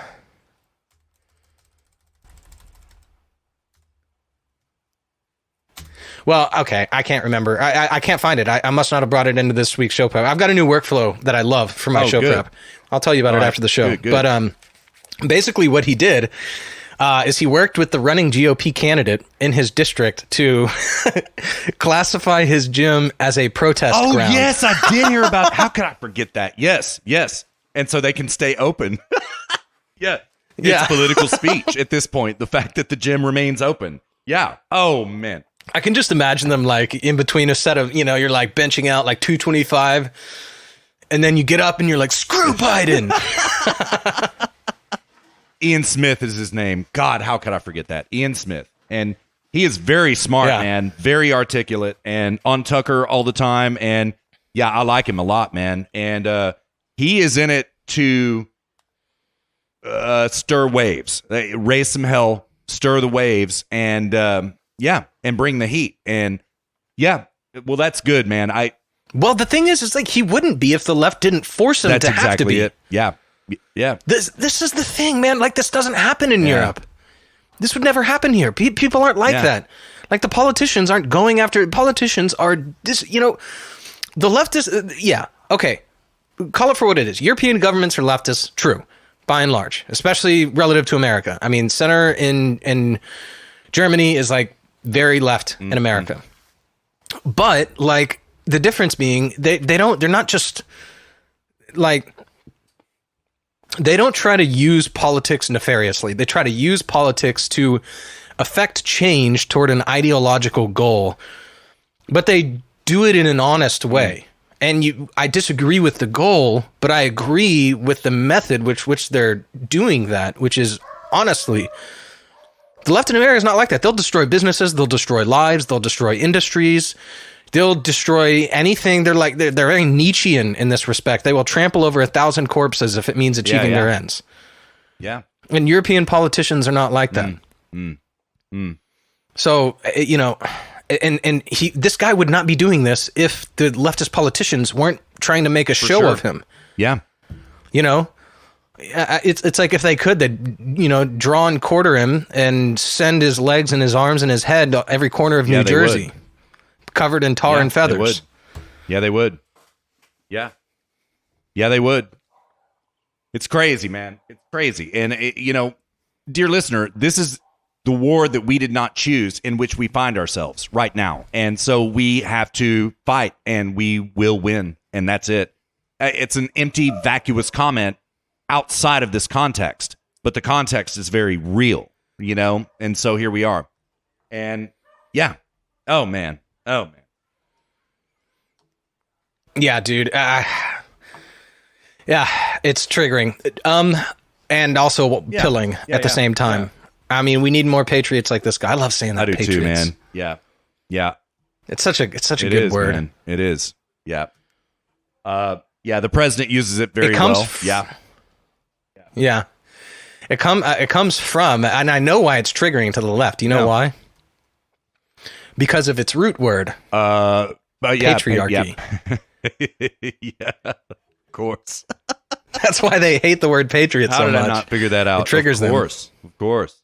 So the root word is patriarchy, and it goes back to, again, I know this because I'm listening to these lectures, but yeah, it goes back to Greece when only men could vote. Mm-hmm. Yeah. And so like the word patriot is a root word from patriarchy, which is the idea that only men can vote, only men can take part in democracy, and so forth. Mm-hmm. And that's where it all stems from. So that's why they hate the word patriot. I mean, I don't know if they know that's why. Right. I'm sure there's but it's something there. You know, in their gray matter that triggers them, the word patriot. And that's probably what it is. Yeah. It triggers it stimulates their prefrontal cortex. Yeah. Man. All right. So let me ask you a question, man. All right. So from the RNC, the presenters, who stands out to you? Who did you really enjoy? Who stands out? I've got my list. Okay. Yeah. Yeah. I mean, dude, it's hard to pick, to be honest with you. I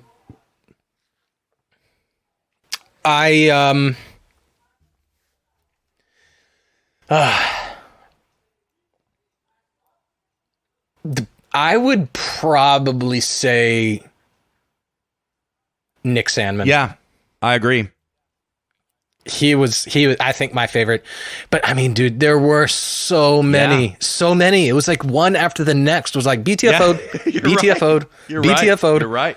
Just every one of them, dude. I mean, it's hard to pick. But Nick Sandmann, I also liked the one, and I'll have you play the audio on this here in a minute. All right. It was a guy from the Minnesota timber industry. Now, the reason that they chose this guy from the Minnesota timber industry is because Minnesota is wildly leftist by virtue of their strong unions. Right. And now numerous mayors in Minnesota have come out in support of Trump. The mayors are just outright saying, yep, we're Trump now. Like, I think it's like 6 cities in Minnesota are just straight up pro-Trump now. And this particular topic is something about which I'm passionate because we've covered it on this show. I've covered it with Robert on Random Walk. We've talked about I've done this ad nauseum on Twitter, which is that the destruction of the logging industry by environmentalists and by the left at large is the reason for all of the wildfires that you see. It's, you know, like, it's really funny, dude. My friend in San Francisco, he's kind of, he's definitely a leftist. Like, he thinks Trump is a white supremacist. Oh, really? And so forth. Wow. But he's an honest leftist, and he's a good friend of mine. And we can have honest conversations about these things. And he was like, yeah, you know, we decided the other day we were going to drive down to, I think it was down Peninsula, like Mountain View or something. we were going to drive down the peninsula and go get dinner, and we get there, or maybe it was Healdsburg. Oh, actually. up north. Okay, all right. Yeah, maybe I can't remember which direction it was. I haven't lived there in a few years, so my mapping of the geography there is a little off at this point in terms of which city is where. But like he was like, yeah, we get there, we sit down, and the waitress is like, just so you know, I can barely say this with a straight face. She's like, and he's like, Corona and everything's on lockdown, so we're going here to eat. And the waitress walks up and she goes, just so you know, you're in outdoor seating. There might be falling ash onto your food, and I just wanted to warn you ahead of time. Yeah. And there's also a smoke advisory in effect. He's like, what? Yeah. Really? And she was like, oh yeah. And she's like, there's wildfires ravaging nearby. Yeah. He's like, really? Yeah. Can we? And he told me over the phone. He's like, can we catch a break here? And I just wanted to be like, dude, your politics created all of this. Right. Yeah. Your politics created all of it. Your politics destroyed the timber industry. This is how you have a cordial conversation with a friend with whom you disagree on politics. I just didn't really say anything. Yeah. You know what I mean? And if you wanted to have a conversation about it, I would line out the history of it and so on and so forth. But we didn't have a lot of time to talk, and I didn't want to go down that rabbit hole. But I could just say, well, what caused that, right? Yeah. And you say, well, what? And then I would say, well, timber industry, blah, blah, blah, blah, blah, everything we talked about in the past show, which I'll try to do it in 10 seconds, which is basically that what the left did is they passed all these laws regulating the timber industry in California out of existence without considering the fact that California is naturally a desert. And prior to European settlers coming in, the Native Americans would do not controlled burns. They would just burn the whole damn thing. Anywhere where grass would start growing and tree, they would burn it all down once a year. I don't know, maybe once every other year. But they wanted to promote like a strong, healthy, grassy plains. They didn't want trees because it was in grassy plains, which they hunted, the animals for which they hunted, small game, basically. Well, when European settlers came, they were like, well, shit, we need trees. So they created the forests, which are now California's national forests. And they started turning them into that. And for 100 years, they were managed tree stands. And these companies on a for-profit motive would come in and clean out the forest floor of dead timber, and they would manage the tree stand. And they were very clean and healthy forests in California. We started regulating them out of existence, and then before you know it, trees start dying like they do. They start falling. California is naturally a desert, so it's very dry, and all it takes is a couple lightning strikes, and boom, you've got a forest floor which is laden with fuel, erupting into flames and destroying thousands and thousands of homes. That's literally, we lined that out on the show, and this audio that was on the RNC was Trump, or I don't know if it was Trump, but somebody, whoever is organizing all this, having somebody from the Minnesota timber industry come and talk about the damage that the left has done in Minnesota. And you can bet your ass, if Trump doesn't get reelected, give it 5, 10, 20 years, these wildfires will start doing the same thing in Minnesota, which will be an absolute shame.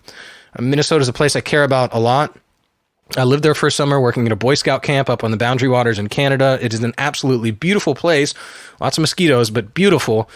And Minnesota holds a special place in my heart. And there would be such a tragedy to see, to have the left do to Minnesota what they've done to California in terms of now artificially creating a fire season. It's funny. I actually had this conversation with my parents this week about this, and I relayed to them a story, and I believe that we laid it out in these hallowed halls. Our buddy from San Francisco and I were out looking for, we were prospecting. We were trying to get down to a claim that was for sale, right? And we had to about face and turn back because, Luke, we got into a place where suddenly the forest floor overburden was above your hips. It was like about rib cage high, right? Leaves, dried twigs, who knows what was underneath all those leaves. And we were like, okay, yeah, we can't even walk it, right? It's a timber box waiting to explode. And dear listener, this is what happened to Paradise, California. And we don't even know yet how many lives were lost in Paradise, California. We don't even know. Yeah. But every automobile in every home is gone. that town is wiped off the face of the earth. It is uninhabitable forever. You know? People should understand that when they say quote forest fires, what they really mean is forest floor fires. That's right. Because it's not like, I mean, you can actually, and I've seen this in California. We went camping and I think it was Big Sur. And you can see like the burn marks on these huge redwood trees. They go, I don't know, they're 100 feet tall or something. They're huge, 80 feet tall, whatever. And the flame marks only go up about 10, 20 feet. Right. And the tree survives. Yeah. It's just the forest floor that burns. And there has to be something there to burn. And that's overburden, which Russ just described. Yeah. So these aren't forest fires. These are forest floor fires. That's right, man. That's right. Yeah, the western end of Yosemite is the same way. And Luke, this is really tragic because we are losing right now a lot of those redwood forests. They're in flames right now. There are 400 fires, more than 400 fires in California burning right now.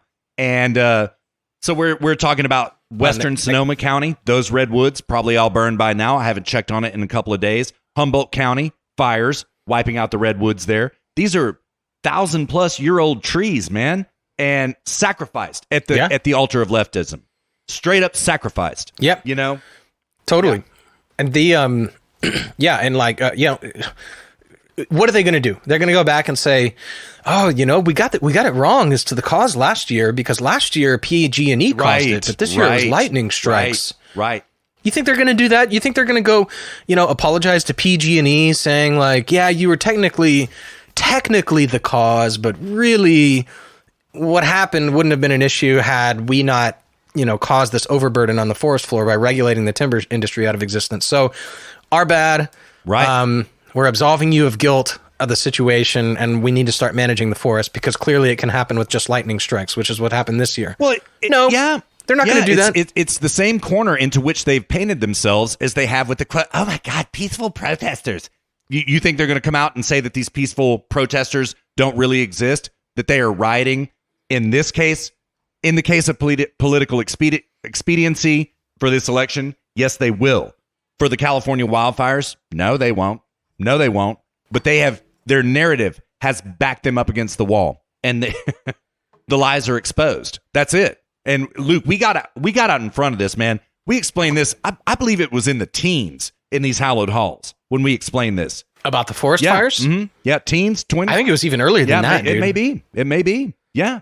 Because we started in early June, and forest floor fire season in California starts around August. So it probably was teens or 20s, something like that. Yeah, crazy. So, yep. Well, do you want to play that audio of this guy real quick, and then I want to hear who you like the all most. Right, very good. All right, audio coming at you in 3, 2. I'm Scott Dane.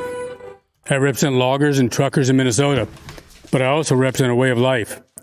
Logging's been a part of the great American story from the beginning. In fact, if you go to the Capitol Rotunda and look up, you can see loggers on one of the panels, New England settlers carving out a new world from the wilderness.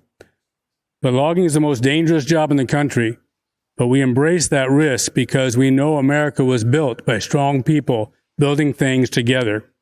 America needs us to keep building, and we can't wait to be a part of it. But the last time Joe Biden was in the White House, Minnesota lost nearly half of its mills, thousands of jobs, and experienced nearly a decade of decline. It was a similar story in other parts of the country. The administration just didn't seem to care. In 47 years in Washington, Joe Biden hasn't done anything for the timber industry.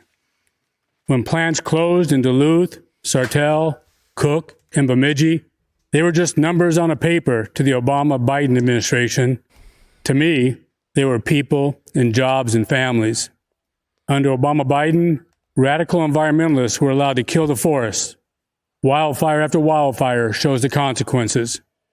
Managed forests, the kind my people work in, are healthy forests. Under President Trump, we've seen a new recognition of the value of forest management in reducing wildfires. And we've seen new support for our way of life, where a strong back and a strong work ethic can build a strong middle class. We want to build families where we were raised and stand by communities that stood by us. We want that way of life available for the next generation, and we want our force there too. President Trump, thank you for helping us do just that. Fantastic, man. Fantastic. Dude, and dear listener, it's like 3 hours of this. It is. Yeah, it is. I mean, they're hitting every geographic location. They're just hitting it like boom, boom, boom, boom, boom. This is just like a flurry of punches. It is. It is. And the DNC is Donald Trump, blah, blah, blah. That's like the DNC. And then acceptance speech ever. Oh my God. You know, yeah, it's this pitiful criticism. All of it is. So yeah, and then you have this here. yeah. It's so good, dude. The RNC. So I want to hear who. So for me, it was I think Nick Sandmann was the one that about whom I was or by whom I was really captivated. Yeah. Also, like there was a black guy towards the end of day 2. I think he was a candidate, maybe. That spoke, and I found his speech really captivating and inspiring. People commenting like, "Dude, president, future president," you know, and we can, you know, I mean, if he were to get elected president, we'd actually have our first black president and not our first biracial president. Right. But yeah, I mean, it's hard to pick, man. There were a couple that stood out to me, but Nick Sandmann's was just really good. It was. Anyways, what are your favorites? Nick Sandmann is right up there with me. And he was day 3? I think it was day 4. No, he was, I think, day 2. Day 2. That's correct. He spoke right before Melania. That's right. I actually missed him the first time because I was driving home in that moment that he spoke, and I had to go back and watch it again. But he was captivating, right? But like day 1, I remember Kimberly Guilfoyle. She really brought the heat. Herschel Walker, I thought was fantastic. Don Jr. was fantastic. Tim Scott closed the night on day 1. Dude, I didn't even know Herschel Walker spoke. Yeah, he did. And he was so good, man. He was so good. Yeah. Dude, Yeah. Okay. All right. I've got to, what day was that? Day 1. That was day 1. Yep. Mm-hmm. Yeah. All right. God, dude, I've got to go back and listen to all this, man. Yeah. The right has been putting out so much content, the right in general. I can't get through it all. You're right. Even on times 2 speed. Yeah, I know. So day 2, the highlight, and I think really the highlight of the whole RNC, besides President Trump himself, was Melania. She was elegant, she was perfect, and she became America's mom in that moment, right then, right? But she's America's first Karen. The first Karen. Yeah. But, you know, the left, of course, tore her apart the next day. Bette Midler, I think it was, said, "Get this illegal alien out of my country." And, she can't even speak English. They absolutely shredded her for no reason because she was nothing but kind and polite and loving. That was her message, right? America is good. That's why I came here. That's why I'm glad to be the first lady, you know? Abby Johnson, night 2. Nick Sandmann, night 2. Pam Bondi, yep. Eric Trump spoke on night 2, and I thought he was really good. Oh. Yeah. Dude, I was going to say, Donald Trump Jr. was one of my favorites really as well. good, man. And I don't normally like when Donald Trump Jr. speaks, but he was so good, man. He was so good. There was a couple of moments where he was talking about the left, and he just kind of like, you could hear him exhale. Yeah. And then just shake his head in disappointment. Yeah. And he was just like, the left, they keep saying that X, Y, and Z. Yeah. You know, and like shakes his head. Yeah. And it's like, you can just see it in his face where you're like, wow, dude, he, like, anybody watching this is just like, you know, that man is not lying right now. That's right. Yeah. You know what not I mean? Carrying water. And just Yeah. just complete disappointment in the left. Like not even mad. He's kind of loud and colorful. Yeah. But this was just like, I'm the disappointed parent right now. Right. Yeah. It's like, it's worse when your mom and dad are disappointed. You'd rather them be mad than disappointed. Yeah. Because like if they're mad, that means that like they have high expectations and you didn't meet those. When they're disappointed, that means that they've given up having expectations for you. Yeah, you failed. Yeah, exactly. Like failed, like categorically, not just like in an instance. Mad is you failed in an instance. Disappointed is you are now categorically a failure. Yeah. Yep. So day 3, I thought Kristi Noem was great. Who else? Kellyanne.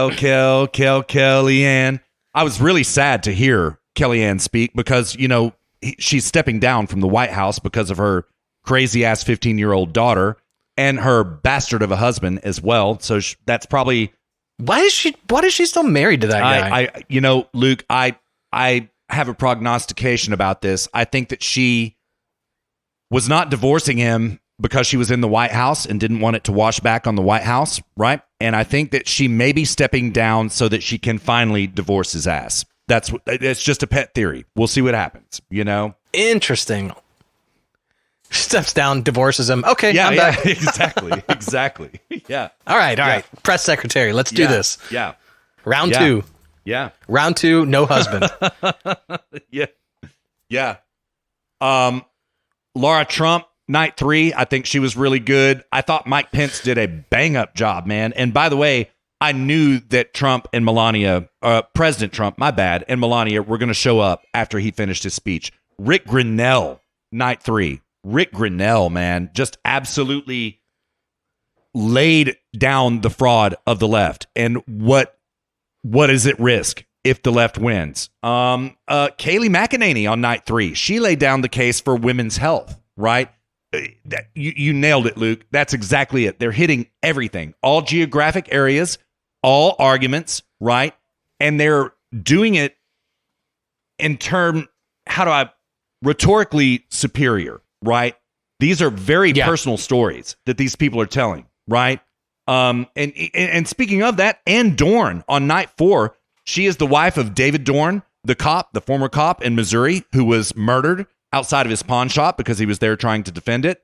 And so there was the case for the left rioting right there. And she was also there at President Trump's acceptance address. And that was fantastic.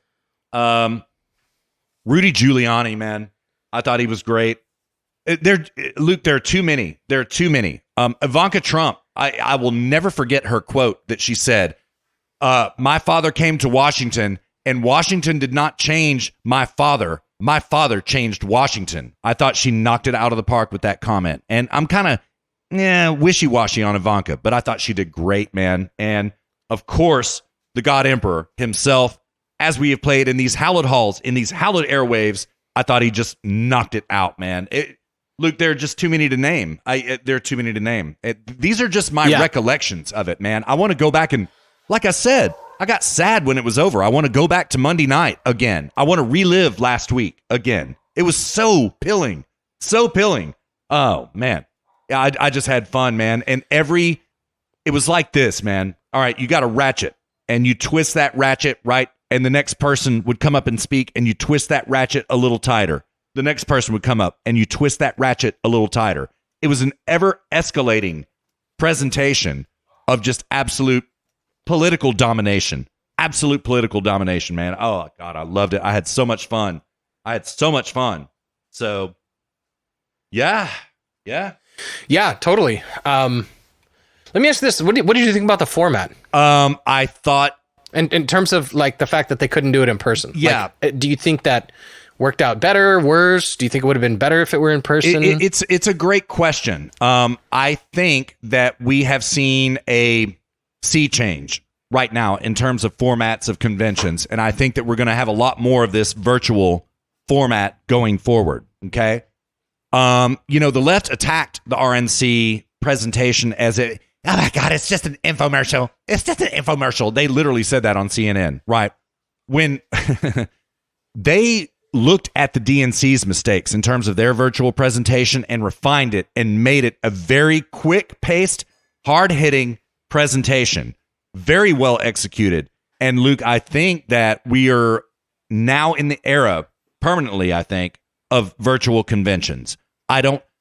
What the RNC proved in terms of the format that they presented is that there really is no need for an in-person convention anymore. There's no need for it, right? You can get the message out there virtually. more effectively, probably virtually than in person.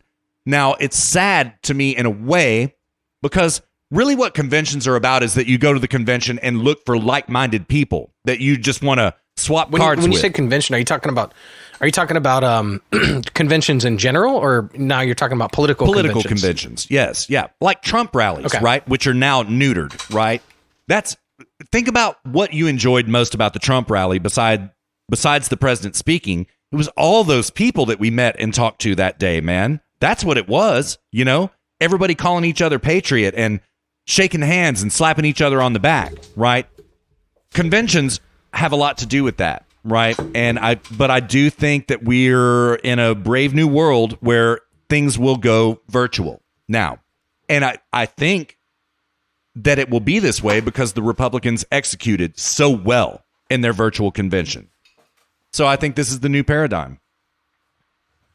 Yeah, there was something about it that I liked a lot.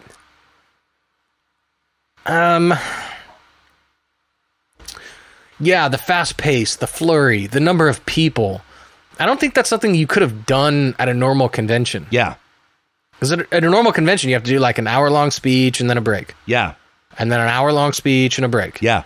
And then a 20-minute speech and then lunch. Yeah, right. And you just can't cover nearly as much ground. Whereas this, it was just like, all right, we need to go after Minnesota. We need to go after this. They fly everybody in. Everyone's located. And then they're just lined up. And it's like, boom, boom, boom, boom. Like 3 straight hours of content. You can't do that at a normal convention. Because you've got an audience. Yeah. They need breaks. Yeah. And so they were able to cover so much more ground in so much less time. Yeah, they were. And yeah.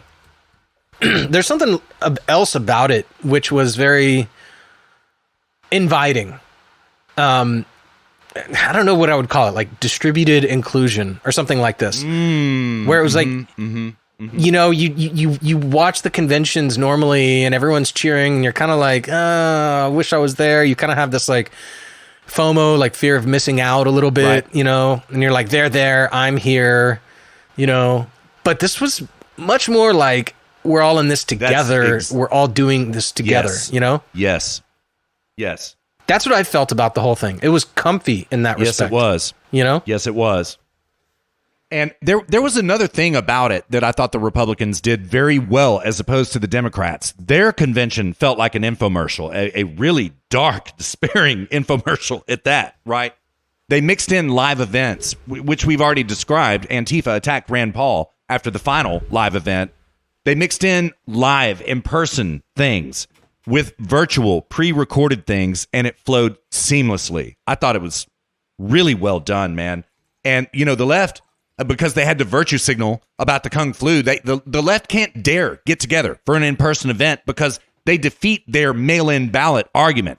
Because people would notice, all right, if the left can get together and have actual real live speeches with an actual audience, if they can get together, then why can't we vote in person, right? So they knew that they couldn't do that, right? The Republicans BTFO'd that argument in the first place. And Luke, guess what they started saying immediately before Trump had even finished speaking? Oh my God, nobody's wearing masks. There's going to be a huge outbreak in virus numbers. Oh my God. That's exactly the campaign they mounted. Well, let's see if that happens. Guarantee you it won't, right? What's going to break out? What's going to outbreak is leftist rioting, not virus numbers. So, but it was a nice mix of in-person and virtual, right? It really was. And it made it very comfy. It contributed to that feeling which you just described about being in it, right? You were in the audience, right? Yeah, you were a part of the audience. You didn't have to travel there. You don't have to be a somebody. You don't have to... You know, you were there. Right. With them. Think about the 2016 convention, man. I definitely felt, I was riled up. I was in it. I was watching it, but I was watching it from afar. I wasn't at the convention. And it's obvious in that format that you're not there. That FOMO thing that you described. Exactly that. This felt very different. I felt in it. I felt a part of it. Reading everybody's chats on YouTube. Oh man. Yeah, it was just fun. It was like It was like when we used to watch all those Trump rallies in the very beginning, man, back in the day. And by the way, dear listener, Luke and I watched Trump rally number 1, right? We did. And yeah. And so I mean, we used to meet up for no other purpose. It was like a sporting event for us. Right. We would meet up and watch Trump Yeah, rallies. that's right. That's right, man. Yeah. It felt like that. Yeah. I'm going through the stuff that I saved for the show, these articles, because we're coming up on 2 hours now, so we need to start winding it down fair soon. enough. Yeah, there was one thing. I mean, I have about 10 articles that that I saved, but there was one thing that I wanted to ask you about if you had heard this. Okay. Did you hear about Justice Kavanaugh dropping the bomb on George Soros? No, not at all. Do tell. Okay. So this is from WeThePeopleDaily.com. The article is titled "Justice Kavanaugh Drops Bomb on George Soros in Stunning Ruling." Now, you know, this is a little stale. I wanted to hit it last week. We didn't have time. So this article is on the 17th. And it's not really much of an article. It's just a series of tweets of people explaining like what happened. But basically, the first tweet says, "Holy smokes, Kavanaugh just dropped a Moab on George Soros. SCOTUS ruled orgs affiliated with Soros's Open Society lose the protection of First Amendment and can be treated as international threats as this impacts supporters in the U.S. and abroad." How did I miss this? I had not heard this at all. And okay. yeah, I'll send it to you. But yeah, so basically, Open Society Foundation can't just like show up here and start funding all this shit anymore. Cool. Thank you, man. Under the auspices of the First Amendment. Thank you. All right. I thought you would like that. I will put it into this week's show prep, man. Yeah, I'll check it out. I am really glad about that. Way to go, Justice Kavanaugh. That's great. That's absolutely great. Finally, a coherent decision from Justice Kavanaugh. Just kidding, Justice Kavanaugh. Just kidding. You're about 50-50 at the moment. So about 50-50. So yeah, I had one from last week that we missed as well. And I just want to mention this, dear listener. Okay, so John Brennan was interviewed by John Bull Durham for 8 hours, interrogated Friday before last. Okay, and he had an emissary, his press spokesman, make a statement that John Bull Durham told him that he was not a suspect in Obamagate, what we now call Obamagate, but what we used to call Spygate. Okay. Dear listener, I'm going to tell you what's going on with this. I've got the article here. We're not going to read it in the interest of time.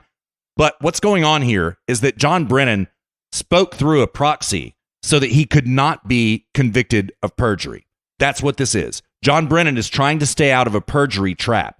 And I guarantee you, dear listener, whether or not John Bull Durham told Brennan that he's not a suspect in Spygate doesn't matter, right? Doesn't matter what John Bull Durham told Brennan. What matters is the interrogation. We don't know any details yet about what was uncovered there, but we will find out. You believe that. You believe that, dear listener. And I believe that was probably, we're getting to the end of John Bull Durham's investigation. What comes next are more indictments like Kevin Klein-Smith. More of this kind of stuff. And I believe also Kevin Klein-Smith spilled the beans, right? We've had James Comey this week talking about, Kevin Klein-Smith, he was just a low-level attorney. No, you son of a bitch. Kevin Klein-Smith was an operator, just like Andrew Weissman, okay? And I think that remember, Kevin Klein-Smith was a, quote, plea deal. It was a plea deal, okay? He pleaded to a lesser charge than what they had on him, okay? I believe that's because he gave information. And I believe that John Bull Durham is cross-examining John Brennan on that information. More to come. Watch this space, dear listener. Watch these Hallowed Halls. Listen to these Hallowed Halls. We'll have more in the coming weeks. So I missed that last week, Luke. I wanted to mention it. So I think it's important. Yep. Yeah, for sure, dude. So, Walt, what do you think, dude? We'll call it? Yeah. You want to run us through my socials real fast? Yeah, sure. Before we call the show, don't forget to go follow us. You can find us on Facebook and Twitter at Zero Gravity Med. You can find us on YouTube just by searching Zero Gravity Media and looking for our logo. And you can also find us on also by searching Zero Gravity Media on Facebook, Twitter, SoundCloud, Podbean, and TuneIn and Stitcher. Again, all under Zero Gravity Media. Yes, sir. Yes, sir. All right, dear listener, we have made it all the way down this 94-mile trek. Thank you so much for riding along with us. Dear listener, be happy. Strut your stuff. Walk around with your head held high. You know why? Because we're winning. We've already detailed for you how we are winning, and you already knew it. We didn't even have to tell you because it's in your heart. You know that you're winning. And we're going to keep on winning. And we're going to win this election, you heard? Anyways, you be good to yourself this week, dear listener. Take care of yourself. Do something nice for yourself. And Luke and I will be back at you next week on time and under budget for episode number 95. Set your watch to it. You believe that. Luke, meanwhile, you take care of yourself too, brother. We'll be in touch. All right. Sounds good, man. Peace. Later.